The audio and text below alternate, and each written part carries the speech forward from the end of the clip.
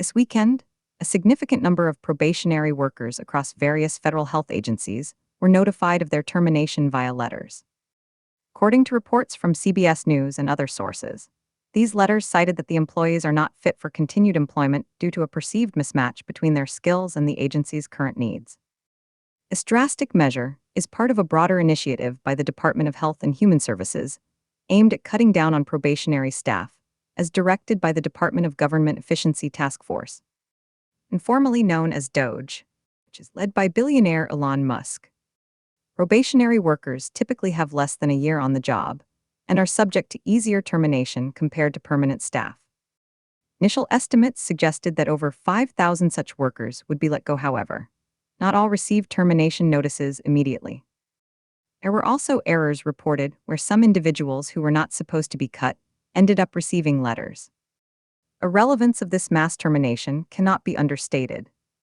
Affects various health agencies crucial for public health initiatives, including the Food and Drug Administration, FDA, for Medicare and Medicaid Services, CMS, National Institutes of Health, NIH, the Administration for Strategic Preparedness and Response, organizations central to managing health policies in America. Opinions vary widely on this decision. This official emphasized that this isn't merely a random axing of jobs, but rather a calculated effort to streamline bureaucracy. Hallie Means, an advisor under newly sworn-in Secretary Robert F. Kennedy Jr., defended these firings as necessary changes beyond mere cost-cutting efforts. He referenced ongoing concerns about sliding life expectancy rates in the U.S., asserting it would be irrational not to make adjustments amid growing challenges within healthcare systems. However, criticisms are surfacing regarding how such cuts could hamper vital services in these departments, suggest that many projects may suffer due to workforce reduction. One former CDC contractor expressed concern about being overwhelmed with work after multiple terminations in their unit.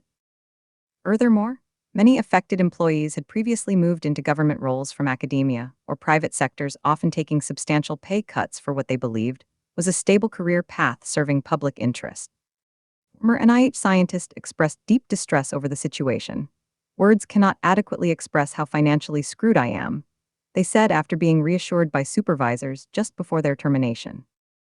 Historically speaking, significant layoffs within federal agencies have occurred before during times of budget cuts or restructuring efforts, but rarely so abruptly in large numbers without prior notice. Previous administrations have engaged in workforce reductions primarily focused on overall efficiency, yet still faced backlash from both employees and critics, alike concerning service delivery impacts. In conclusion, while there may be valid arguments concerning bureaucratic efficiency improvement through workforce optimization at federal health agencies, there are considerable risks associated with such sweeping changes. A potential impact on public health initiatives cannot be overlooked. Essential services could become overburdened or even compromised due to fewer hands available to execute crucial tasks effectively. As we navigate these developments further ahead, it's essential for stakeholders involved, including policymakers, to consider both sides. A necessity for bureaucratic efficiency against the backdrop of maintaining robust public service capabilities amid pressing healthcare demands facing our nation today.